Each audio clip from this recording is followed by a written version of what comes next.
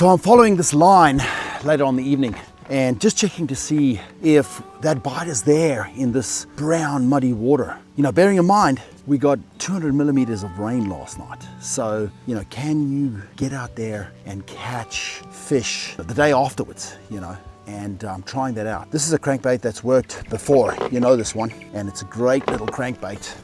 And I want to work it along this bank, and I've chosen to get really tight to my targets. And I want to see if I can find a big fish. There's got to be something. There's a lot of overhanging structure, as you can see up ahead of me here. And I just want to try to find a bite. So really short casts, really just trying to get it in little areas. And we did get a nice fish up the river a little bit. It was actually a silver perch. Wasn't filming at the time. I was just checking to see if the bite was there. So we got some time on the water. This is the evening time and we're looking for those bites. It's definitely a crucial time of the day for us to find good bites.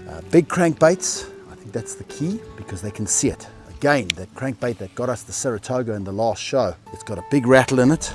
Fish are going to use other senses, not just sight. I'm looking for a big fish. I wonder how big we can find it.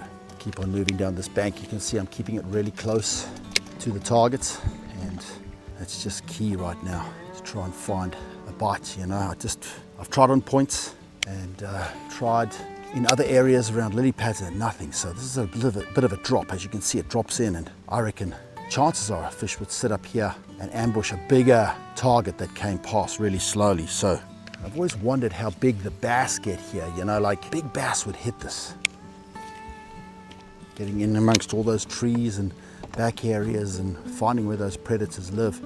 No bites with smaller fish today at all. So I'm assuming that if we're going to get a bite, it's going to be a good one because this bait is definitely visible and it's got rattles in it and it's a lot of noise. So it's the right bait, in my experience, to find a bite. And I've slowed my cadence down as much as I can to try and see if I could find a hit here. So let's see.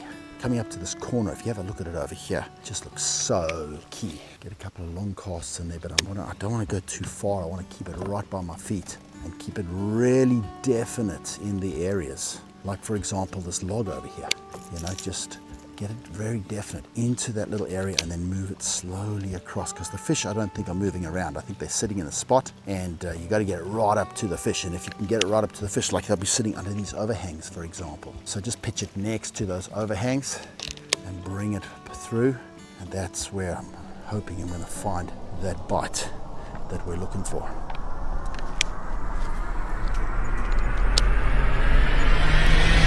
Oh, there it is. Whoa, that's a good take. Oh my goodness, that is a nice fish.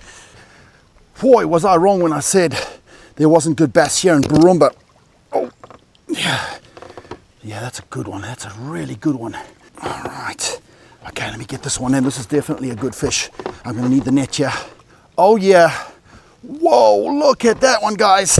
That is a great fish. Oh, was I absolutely wrong when I said there wasn't good bass here in Borumba Lake. Let me try and get it off here for you. There it is. Guys, have a look at that.